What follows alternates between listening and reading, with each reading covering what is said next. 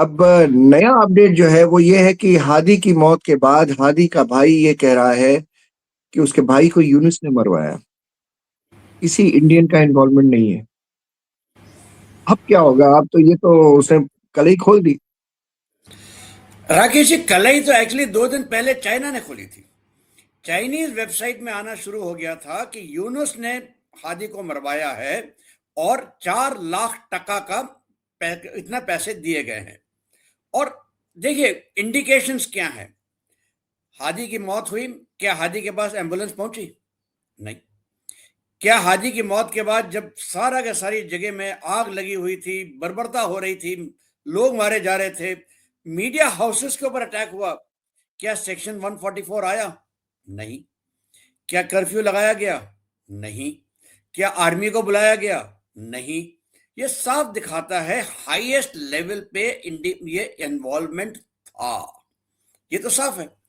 अब ये बिल्कुल ऑथेंटिक सोर्स आ गया है, वो है हादी का भाई, जो खुद कह रहा है कि हादी के मौत में यूनुस जिम्मेदार है। तो सवाल ये बनता है कि यूनुस को ये करने की क्या जरूरत पड़ी? देखिए, यूनुस के सामने क्या विकल्प है? उसको साफ दिखाई दे रहा है जो भी अर्थव्यवस्था है बांग्लादेश की, वो तो गिर रही है। लॉ एंड ऑर्डर के नाम पे कुछ है नहीं।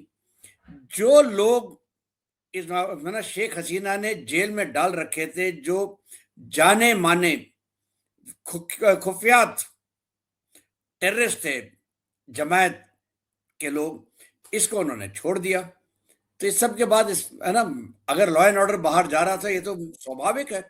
तो इसके पास और कोई विकल्प नहीं है। अब आर्मी ने भी कह दिया था कि भाई फरवरी में आप इलेक्शन करिए, तो इलेक्शन करना था। लेकिन नहीं भी करना है, तो अगर नहीं करना है तो उसको कोई वजह चाहिए। एक चीज है जो बांग्लादेश को इकट्ठा करती है, एक चीज है जो बांग्लादेश को यूनाइट करती है, और वो है anti India campaign. Anti India, anti Hindu, यही उसने किया है। ये प्लेबुक उसको कहां से मिली? हमारे चाहते फील्ड मार्शल मुनीर साहब से। इनका भी तो यही है। हाँ, बाहर जाते हैं, तमगा लगा लेते हैं और बोलते हैं देखिए हमने क्या कर दिया। यही तो यूनुस की कहानी है। बांग्लादेश से भगाए गए थे, भाग के गए थे, क्योंकि इनके खिलाफ केस चलने वाला था। ये जेल जाते उसी चीज के लिए जिसके लिए उसको नोबेल प्राइज मिला था, ग्रामीण बैंक। उसमें इतने फेरबदल थे, इतने घपले थे, तो शेख हसीना इनको जेल में डालने वाली थी, ये भाग लिए। अब ये वापस आए हैं अपने आप को तंबा लगा के, और कहते हैं भाई अब हम सबका पूरा देश बदल देंगे। बदल तो दिया है। हाँ, बोलिए। तो कमांडर साहब, ये जो अभी खुलासा हुआ है, अपडेट हुआ है, हादी के भाई ने किया है, ये तो इलेक्शन डिले हो जाए इसलिए इसने मरवाया, भाई ने ये कहा। इसका असर क्या पड़ेगा? देखिए, इंटरेस्टिंग बहुत सवाल है ये। आज की तारीख में बांग्लादेश में आप कहें तो 2 मेजर पार्टीज होती थी। एक बीएनपी, जो खालिदा जिया की है, एक अवामी लीग, जो हसीना की है, शेख हसीना की है। इन्हीं दोनों के बीच में तख्ता पलट होता था, एक इधर, एक कभी इधर, कभी उधर। लेकिन पिछले 15 साल से शेख हसीना बार बार जीतती आई हैं, और उन्होंने एक तरह से, जिसे कहते हैं आयरन हैंड, मतलब बिल्कुल लोहे के डंडा मार मार के, डंडा घुमा घुमा के बांग्लादेश को कंट्रोल में रखा था। जिसकी वजह से बांग्लादेश में बहुत ज्यादा इकोनॉमिक ग्रोथ होने लगी थी। साल 1.5 साल पहले बांग्लादेश की ग्रोथ हिंदुस्तान से भी ज्यादा थी, in terms of percentage terms. और कई लोग कहने लगे थे देखिए बांग्लादेश ग्रो कर रहा है और बांग्ला और हिंदुस्तान नहीं कर रहा है, हमको बांग्लादेश से सीखना चाहिए।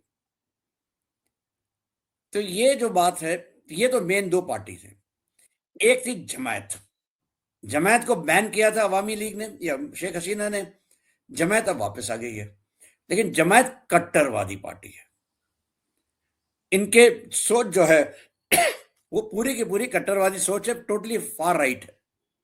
लेकिन इसकी भी बाप एक और पार्टी आई है, एनसीपी। ये पार्टी का एक लीडर है इरशाद, जो अभी कुछ ही दिन पहले, कल या परसों शायद, उसको गोली मार के हत्या करने की कोशिश की गई थी। फिर उन्होंने कहा फिर कहने लगा हिंदुस्तान हिंदुस्तान, फिर मालूम पड़ा नहीं साहब ये हिंदुस्तान का नहीं है, ये तो गए हुए थे रेड लाइट एरिया में, वहां पे कुछ और हो रहा है और उनके आपस की रंजिश है जिसमें इनको गोली मारी गई है। ये तो अब खतरे से बाहर हैं, शायद इनको ये बच जाएंगे। तो ये तीसरी पार्टी है। इसके बाद चुटपुट और छोटी छोटी पार्टीज हैं जो सब कहने आ गई हैं सामने। इन्होंने जो स्टूडेंट्स थे उन्होंने अपनी पार्टी बना ली, सिटीजन पार्टी। अब वो कहते हैं कि भाई अगर हमारी पार्टी है, अब ये सारे के सारे यूनुस के खिलाफ हो गए। बीएनपी हो, एनसीपी हो, स्टूडेंट्स भी कहने लगे हैं कि यूनुस अपनी पार्टी को ही बढ़ावा देना चाहता है। और अभी हाल ही में एक सर्वे हुआ था जिसमें कहा था कि करीब 20% लोगों ने कहा कि हम हम बीएनपी को वोट करेंगे, 20 से 25%। 10-12% ने कहा था कि हम एनसीपी को करेंगे। 6-7-8% ने कहा था कि हम जमायत को करेंगे। 50% से ज्यादा ने कहा था हम कोई जवाब नहीं देना चाहते।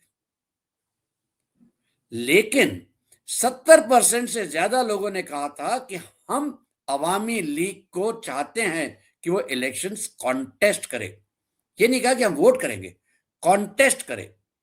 अगर जैसे ये सर्वे बाहर आया है तो यूनुस को तो साफ दिखाई दे रहा है कि उसका फ्यूचर तो अब है नहीं अगर इलेक्टेड गवर्नमेंट आती है। इसीलिए ये सारी चीजें हो रही हैं, चाहे भले ही कई 100 कई हजार बांग्लादेशी स्वाहा हो जाएं, यूनुस को क्या लेना देना उससे। बदलाव कमांडर दिखता है। साहब, कमांडर साहब, ये तो ठीक है, लेकिन इसमें नुकसान तो इंडिया का हो रहा है। इंडिया, भारत जो है वो बांग्लादेश का है पड़ोसी, और एक तरफ पाकिस्तान का फ्रंट उसके साथ था ही, ये दूसरी तरह का फ्रंट है। ये भारत के पास क्या विकल्प है इससे बचने के लिए? देखिए भारत के पास तो बहुत विकल्प है। हम जरा सा है ना थोड़ा सा एक कदम पीछे रखते हैं ताकि जरा सी हिस्ट्री में बता दूं। आपको याद होगा 1971 से पहले 1970 से ही बांग्लादेश के से लोग भाग भाग के हिंदुस्तान में आने लगे थे, भारत में आ रहे थे। एक वक्त ऐसा लगा था कि कई करोड़ लोग भारत के अंदर हैं। और यहां तक कि मुझे याद है, राकेश जी आपको भी याद होगा, हर पोस्टेज स्टैंप, हर पोस्टेज के ऊपर एनवलप हो या इंडियन लेटर हो, 5 पैसे का हम एक्स्ट्रा स्टैंप लगाते थे एक्स्ट्रा। रेफ्यूजी के नाम पे। हम मूवी में फिल्म देखने जाते थे, 25 पैसे हम देते थे बांग्लादेशी रेफ्यूजीज के लिए कि हम बांग्लादेश को सपोर्ट करें, उनके लिए पैसे इकट्ठा करें, और ये पैसा हम उनको देते थे। मुक्ति वाहिनी को ट्रेन हमने किया, कई हजार सोल्जर्स हमारे है ना शहीद हुए बांग्लादेश की खातिर। और वही लोग जिन्होंने बांग्लादेशी महिलाओं को रेप किया, वहां पे बर्बरता की, उन्हीं के साथ उन्हीं की गोद में अभी बांग्लादेश जाके बैठ गया है। तो इसमें साफ दिखाई देता है कि ये जो बांग्लादेशी कट्टर सोच है, ये प्री इंडिपेंडेंस के जमाने से नहीं बदली है। ये मत भूलिएगा, मुस्लिम लीग का अगर गठन हुआ था तो वो ढाका में जी, हुआ था। बिल्कुल। सरावदी के नेतृत्व में, आपको याद होगा, कलकत्ते में बर्बरता के साथ इतने राइटिंग हुई थी, कई हजार कई लाख हिंदू मारे गए थे। हिंदू मारे गए थे। ठीक है ना, कई लाख हिंदू, कई करोड़ हिंदू भागे थे बांग्लादेश से और उनको सब जगह बसाया गया था। यहां तक कि चितरंजन पार्क जो दिल्ली में है वो तो बांग्लादेश से आए हुए हिंदुओं से के लिए बनाया गया था। तो ये तो एक तरह से आप मान के चलिए कि इनकी कट्टर सोच नहीं बदली है। और ये उस जमाने के रजाकार जो थे वो आज के जमायत हैं। यहां तक कि यूनुस ने खुद एक समय पे कहा था कि मेरी मां को का रेप किया गया था पाकिस्तानी आर्मी ने। यूनुस जी जो हैं अपनी ही मां के रेपिस्ट के साथ बैठे हुए हैं। ये तो इनकी सोच है। अब हम आते हैं हिंदुस्तान। अगर हिंदुस्तान एक देश खड़ा कर सकता है अपना पेट काट के, और ये मत भूलेगा 1970, 71, 72 में हम कोई अमीर देश नहीं थे। नहीं, बिल्कुल नहीं। ठीक है, उस समय भी हमने अपना पेट काट के अगर इनका पेट भरा है, तो अब हम इनका पेट काट के हम इनको अलग थलग भी कर सकते हैं। हमारे पास 4-5 विकल्प हैं। हम स्टार्ट करते हैं सबसे पहले पॉलिटिकल विकल्प। सबसे आसान तरीका यह है कि हम ये कह दें कि साहब देखिए, आप यूनुस की सरकार को हम मानते नहीं हैं। ये ऐसी सरकार है जो इलेक्शन तक नहीं कर सकती, क्योंकि बांग्लादेश के कॉन्स्टिट्यूशन में इसका कोई प्रावधान नहीं है। हम अब डील करेंगे सिर्फ बांग्लादेश की इलेक्टेड सरकार के साथ, ठीक है ना। दूसरा डिप्लोमेटिक तरीका, ये मत भूलिए, चाहे वो कनाडा हो, चाहे वो अमेरिका हो, चाहे वो ब्रिटेन हो, चाहे वो काफी सारे पश्चिमी देश, यहां तक कि उनके पार्लियामेंट में, उनके कांग्रेस में सवाल उठने शुरू हो गए हैं कि ये हिंदुओं के साथ क्या हो रहा है। ये अब उछाला जाए कि ये देखिए हिंदुओं के साथ क्या हो रहा है।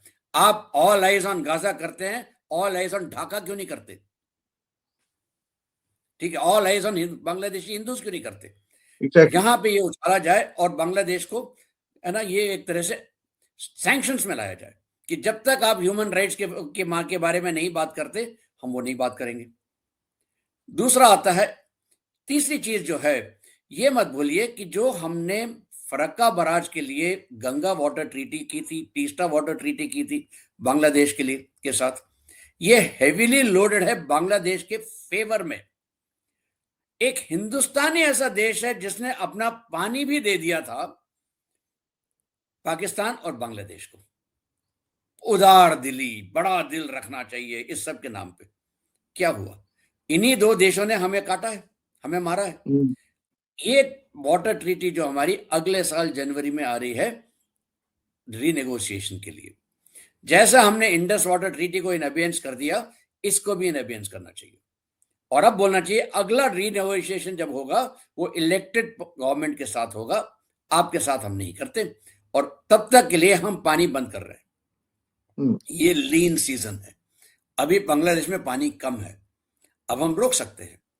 जब हमारी जरूरत पूरी हो जाएगी, ताकि हम कैलकाटा में ना पानी वानी आता रहे, कैलकाटा पोर्ट के लिए बाकी सब करते रहेंगे, जब बहुत पानी बरसेगा तो हम पानी खोल देंगे कि भैया लो एंजॉय करो, ठीक है ना। वही चीज जो हम पाकिस्तान के साथ कर रहे हैं, अभी तो पाकिस्तान भी रो रहा है पानी के लिए, ठीक है ना। तो ये आ गया, ये है पॉलिटिकल चीजें जो हम कर सकते हैं। इकोनॉमी, $1 बिलियन तक का लोन हो गया है बांग्लादेश का अडानी के ऊपर बिजली के लिए। अभी तक अडानी अगर बिजली दे रहा है तो इसलिए दे रहा है कि भारत सरकार ने गारंटी दी है कि हम आपको पैसे दिला देंगे। हम काहे ये गारंटी लें? सही बात, ठीक है ना। तो हम क्यों क्या गारंटी लें? दूसरा, चावल, बांग्लादेश को अगर खाना मिलता है और चावल मिलता है तो हमसे मिलता है। कल तक हमसे यूनुस ना कह रहा था हिंदुस्तान खराब है, एंटी इंडिया, एंटी ये, एंटी वो सब कर रहा था। अब है तो भीख का कटोरा लेके हमें चावल दे दीजिए। काहे दें? उनको बोला भैया अगर आपको चावल चाहिए प्योर कमर्शियल टर्म्स, पैसे दीजिए, चावल लीजिए, पैसे दीजिए, बिजली लीजिए, पहले बकाया पूरा करिए। हमने इतना, हमारे पास, हमारे बजट में है, हम बांग्लादेश को सपोर्ट करेंगे। भगवान के लिए हमें भी यही सोचना चाहिए कि हम काहे बांग्लादेश को सपोर्ट कर रहे हैं। ट्रेड के लिए तो हमने वैसे ही, है ना, काफी हाथ खींच लिया है, अब ये और खींचने का वक्त है। बांग्लादेश का सबसे बड़ा इकोनॉमिक चीज क्या है जिससे वो पैसे कमाता है? गारमेंट्स, कॉटन, कपास है बांग्लादेश के पास? नहीं, हिंदुस्तान कपास देता है। हमने एक तरह से अपनी इंडस्ट्री को बर्बाद करके या अपनी इंडस्ट्री को घात पहुंचा के बांग्लादेश के गारमेंट इंडस्ट्री को बढ़ाया है। हमने किया ये काम। हम भी हमें भी कपास देना बंद कर देना चाहिए। हम क्यों देगा कपास बांग्लादेश को? ठीक है ना। ये इसकी वजह से देखिए ऑलरेडी हिंदुस्तान के अंदर कई कंपनियां ऐसी हैं जो खटाखट एक्सपैंड कर रही हैं और उनके कॉन्ट्रैक्ट्स बढ़ रहे हैं और हमारा फायदा हो रहा है। बिल्कुल सही चीज है। तो ये हर चीज में वो हम हमसे पैसे मांगते हैं। ये हो गया इकोनॉमिक। तीसरा आता है, फाइनली आता है मिलिट्री। मिलिट्री हमारा ऑप्शन जो है सबसे आखिर का होना चाहिए, बल्कि हमें मिलिटरीली इन्वॉल्व नहीं होना चाहिए, लेकिन डंडा तो रखना चाहिए। और ये डंडा हम रख रहे हैं। आप ये मत भूलिए, जैसे बांग्लादेश का अगर आप देखिए नक्शा ऐसे आता है और एक अंगूठा की तरह एक आगे जड़ता है, उसको कहते हैं टिटुलिया कॉरिडोर, जहां से जो हमारा कॉरिडोर, ये सिलीगुड़ी कॉरिडोर जो है वो 22 किलोमीटर का बन जाता है। अगर हम ये टिटुलिया कॉरिडोर, ये थंब को उड़ा दें तो ये कॉरिडोर हो जाता है 100 किलोमीटर का। अगर हम और नीचे काटें बांग्लादेश को, किशनगंज और धुरिया के पास में, तो ये कॉरिडोर हो जाएगा 200 प्लस किलोमीटर का। हमने क्या किया है, किशनगंज, धुरिया और चोपड़ा, इन 3 जगहों में हमने अपने गैरिसन खड़े कर दिए। जो चोपड़ा का गैरिसन है वो टिटुलिया कॉरिडोर के सर के ऊपर है। किशनगंज और धुरिया वो सेकंड लेवल के, वो काटने के लिए तैयार है। ईस्टर्न आर्मी कमांडर अभी अभी गए थे पिछले कुछ दिनों में अगरतला। चिट्टगोंग हिल ट्रैक या चट्टोग्राम की बात जब करते हैं तो वहां पे देखिए एक छोटा सा हिस्सा पूंछ की तरह बांग्लादेश का बे ऑफ बंगाल में जाता है। उसका जो टॉप है, अगर वहां पे काट देते हैं आप, तो ये सारा का सारा हिस्सा अगर हिंदुस्तान के पास आ जाएगा तो नॉर्थ ईस्ट के लिए हमारा corridor from bay of Bengal into north east साफ हो जाता है। ये बांग्लादेश की चिकन स्नैक है। और चट्टोग्राम में देखिए हिंदू काफी है, तो हमारे लिए भी फायदेमंद की चीज है। नहीं, ये तो कमांडर साहब ये तो ठीक है, लेकिन इसके इंटरनेशनल रिपरकशन भी तो होंगे। बिल्कुल होंगे। तो इसीलिए तो हम कहते हैं कि भाई हम खुद नहीं करेंगे, हम बांग्लादेशियों को कहेंगे कि सर आप हमसे, आपको चावल चाहिए, हमको ये चाहिए, आप हमसे नेगोशिएट करिए, हम ये सब करने को तैयार है।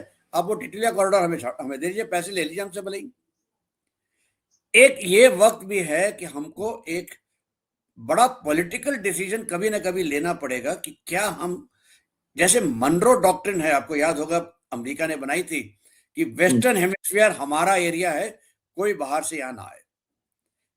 यही चीज नेटो भी करता है कि हमारे एरिया में कोई और बाहर का ना आए। चीन भी यही कहता है, वन चाइना पॉलिसी के नाम पे।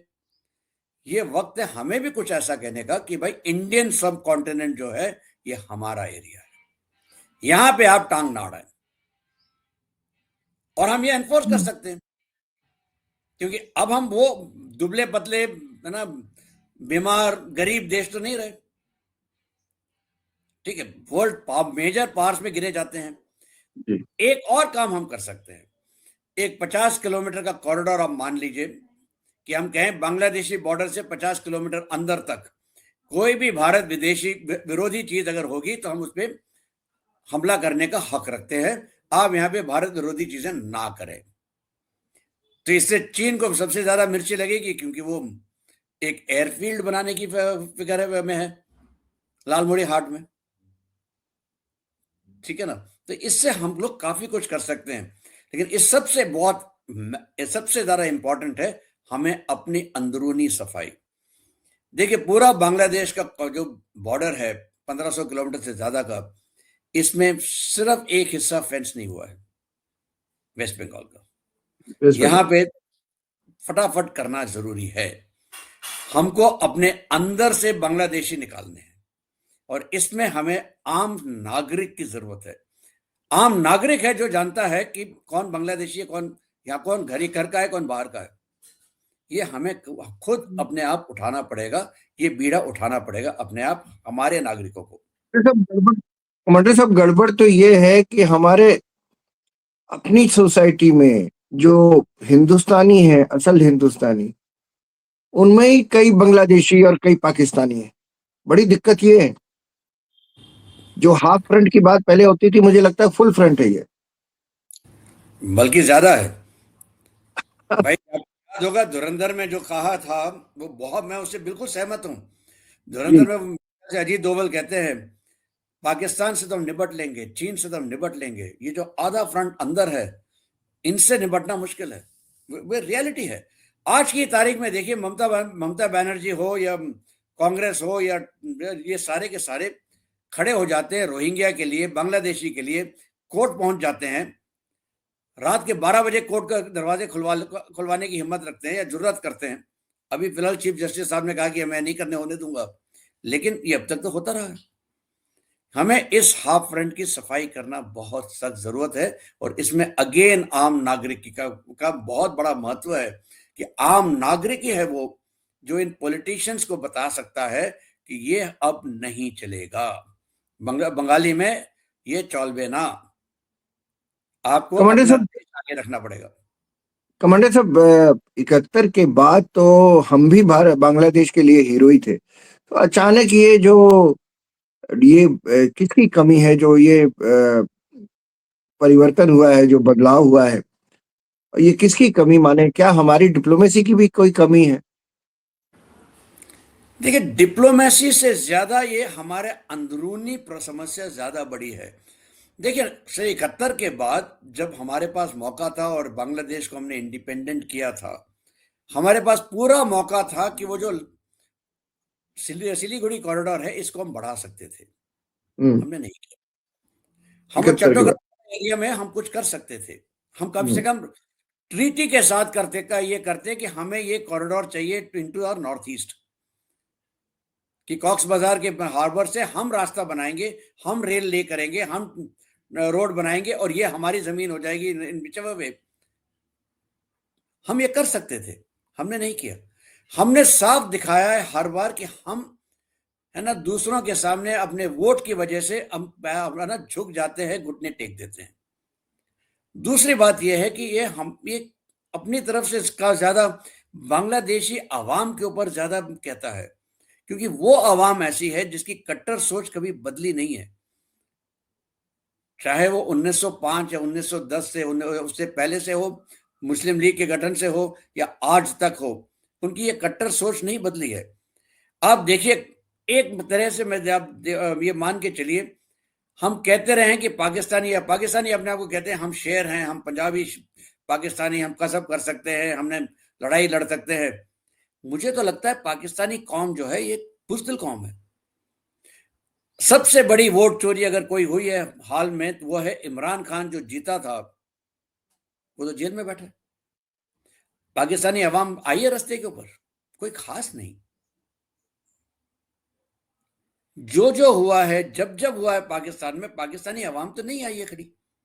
इधर बिल्कुल बांग्लादेशी सही। अवाम भी आ जाती है, चाहे वो हिंदुओं के खिलाफ हो और है ना, जो आगजनी बांग्लादेश में हो रही है वो तो कभी पाकिस्तान में नहीं हुई। अब है ना, अब अगर पाकिस्तानी सोशल मीडिया देखें तो वहां से दिखाई देने लगा है, सुनने लगा है, बोलने लगे हैं वो लोग कि हम पाकिस्तान में ये चीजें क्यों नहीं कर सकते। अगर ये होता है और अगर कल इमरान खान की खुदा ना खास्ता मौत हो जाती है या कुछ बड़ा हो जाता है, बहुत बड़ी संभावना है कि पाकिस्तान में भी आग लगेगी। अगर ऐसा होगा तो हमारे पास हकीकत में दो छोरों में, वेस्ट और ईस्ट में आग जल रही होगी। हमें अभी से प्लान बनाना होगा कि हम मिलिटरीली, डिप्लोमेटिकली, सोशली हम वहां से आने वाले रेफ्यूजीज को अलग कैसे रखेंगे, क्योंकि हम उनको नहीं आने दे सकते अपने देश के अंदर। एक बार करके हम देख चुके हैं कितना उन्होंने कचरा किया है हमारे देश का, एक बार और हम नहीं अफोर्ड कर सकते। कमांडर साहब, इस पूरे खित्ते में, पूरे उपमहाद्वीप के इलाके में यूएस का बड़ा रोल रहा है। बांग्लादेश में भी कहते हैं कि गहरे राज्य का इंटरवेंशन है।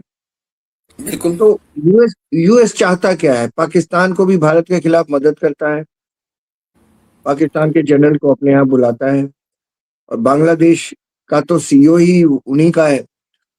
तो वो चाहता क्या है? भारत को घेरना चाहता है, उधर चाइना भी भारत को घेरना चाहता है। तो ये जो स्थिति बनती है कितनी चिंताजनक है। देखिए, चिंताजनक तो है। आप देखिए, अगर पाकिस्तान को लल्लो चप्पो हो रही है डोनाल्ड ट्रंप की वजह से या डोनाल्ड ट्रंप की तरफ से, तो क्यों हो रही है? डोनाल्ड ट्रंप को चाहिए है गाजा की का रियल एस्टेट। वो एक रियल एस्टेट का आदमी है, उसे बिजनेस समझ में आता है, रियल एस्टेट समझ में आती है, उसे बाकी चीजें नहीं समझ में आती। उसे वो रियल एस्टेट चाहिए। उस रियल एस्टेट के लिए उसको वहां पे शांति चाहिए। शांति बहाल कैसे होगी? जब हमास को डिसआर्म किया जाएगा। हमास कैसे डिसआर्म होगा? इसराइल ने कोशिश कर ली, हुआ तो नहीं ना। आज भी हमास के जो 25 बटालियन हुआ करते थे पहले, फिर से बनने शुरू हो गए। अभी भी पैसे मिल रहे हैं उसको, हमास को। हमास फिर खड़ा हो रहा है, उसको हथियार मिल रहे हैं। तो ये बहुत बढ़िया तरीका निकाला ट्रंप ने कि चलो मुस्लिम देशों को ही यहाँ पे ठूंस दिया जाए, और हम्म, उसमें सबसे अच्छा उसको मिला हीरा मंडी, मुनीर मार। ठीक है, हम्म, वे मुनीर को बोला, मुन्नी बेगम अब आइए, आप हमको हमारे साथ जरा काम करते हैं, हम मुजरा वजरा कराते हैं आपसे, पैसे आपको देते हैं, आप हमें आदमी दीजिए। इसकी कीमत मुनीर इस तरह से वसूल रहा है कि हमको जो भी करे आप हमें एक फ्रीडम दीजिए। उधर ट्रंप हिंदुस्तान से नाराज है कि भाई आप, हमने कहा था आपसे कि हमने पीस किया है, आप हमें नोबेल प्राइज के लिए नॉमिनेट करें, आपने तो किया नहीं, बल्कि आपने कह दिया कि सर ट्रंप जी आप झूठ बोल रहे हैं। तो ये खफा है हमसे। जहां तक मुनीर का ये यूनुस का सवाल है, ये तो पहले बाइडेन के जमाने में ही शुरू हो गया था। डीप स्टेट के या गहरे राज्य की ये कहानी थी कि वो चाहते थे कि शेख हसीना उनको सेंट मार्टिन आइलैंड दे दे। सेंट मार्टिन आइलैंड तो मिल गया अमेरिका को, लेकिन शेख हसीना चली गई। हम्म, उन्होंने शेख हसीना के खिलाफ एक आंदोलन तैयार किया, इंटरनल। और कहां से शुरू किया? एक कोर्ट जजमेंट से।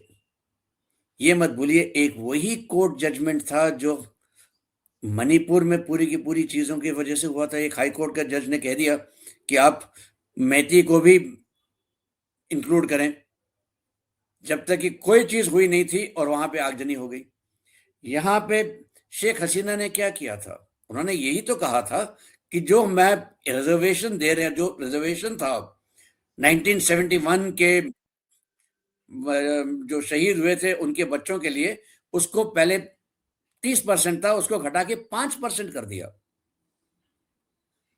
और फिर भी उसके नाम के ऊपर ये आ गया और ये आगजनी शुरू हो गई। एक मौका मिल गया और बवाल खड़ा कर दिया गया। जमायत इसमें बहुत आगे अग्रसर थी, और गहरे राज्य को पता है कि अगर कोई उनका काम करने को तैयार है तो वो है आईएसआई और पाकिस्तान। भाई कीमत दीजिए, इसका सब काम मिल जाता है। और आईएसआई के लिंक्स तो पाकिस्तान तो बांग्लादेश में हमेशा थे। भाई रजाकार, उस सब 1971 के रजाकार आज के जमायती हैं। ये मत भूलिए, इसका बांग्लादेश में बहुत से अटैक्स हुए हैं जिसमें आईएसआई का भी रोल रहा है, आईसिस का भी रोल रहा है। तो यहाँ पे तो जमीन बिल्कुल उपजाऊ थी, फर्टाइल जमीन थी ये सब तो खेलने के लिए। ये कमांडर साहब, ये कैसे हो रहा है कि जिस पाकिस्तान से छुटकारा पाना चाहते थे बंगाली मुसलमान, उस उसमें छुटकारा पाने में मदद की भारत ने। अब वो भारत से उलझ रहे हैं और पाकिस्तान से हाथ मिला रहे हैं। जिन पाकिस्तानियों ने कहते हैं ऐसा कि 3 मिलियन लोगों का कत्ल किया, औरतों का रेप किया, बंगालियों की। तो ये कैसे, मतलब ये ट्रांसफॉर्मेशन ये कैसे हो रहा है? राकेश जी, ये टिपिकल पब्लिक मेमोरी जो कहते हैं ना, पब्लिक मेमोरी बहुत छोटी होती है, आपको याद ही नहीं रहता। जो 1971 में जिन जिन के रेप हुए वगैरह वगैरह, वो तो अब जा चुके हैं। उनके जो फर्स्ट, जब पहला जनरेशन दूसरा जनरेशन निकल चुका है, जो अभी सी है उसको तो ये सारी चीजें याद ही नहीं है। इसलिए उनको लगता है कि अब ये मुस्लिम उम्मा उम्मा के नाम पे ये वो लगे हुए हैं। और जो मौलाना वगैरह हैं वो तो यही कहते हैं कि नहीं नहीं, ये तो हम, ये इस्लामिक उम्मा है, हम इस्लामिक देश है, हमें ज्यादा। अब ये देखिए, बांग्लादेश में ढाका यूनिवर्सिटी के छात्र कहते हैं कि अगर बांग्लादेश हिंदुस्तान को पैसे नहीं देगा तो हिंदुस्तान कंगाल हो जाएगा, हिंदुस्तान कंगाल हो जाएगा। और कहते हैं हम ग्रेटर बांग्लादेश बना देंगे, झारखंड ले लेंगे, झारखंड के कुछ हिस्से, बिहार के कुछ हिस्से, पूरा वेस्ट बंगाल, पूरा नॉर्थ ईस्ट। ये ऐसे तो सपने देखते हैं, पता नहीं वो कौन सा नशा लेते हैं, कौन सा लाहौरी चूरन या कौन सा ढाका का चूरन ये खा के लिए काम करते हैं। तो ये तो इनके कट्टर सोच कभी कहीं गई नहीं, ये आज भी है। और आज इसको हवा दे रहे हैं यूनुस और उसके चेले चेले चपाटी। और ये भी मत भूलिएगा, पाकिस्तान और पाकिस्तान की आईएसआई बहुत सक्रिय है। और चीन को तो मजा आता है कि चीन को पता है कि डायरेक्टली तो हिंदुस्तान से लड़ नहीं सकता, मुंह की खाया है। तो शायद बहुत जल्दी हम ये भी देखें कि शेख हसीना आई हैं हिंदुस्तान और यूनुस को भी जाना पड़े अमेरिका किसी हवाई जहाज से, और वो भी जान बचाने के लिए भागे।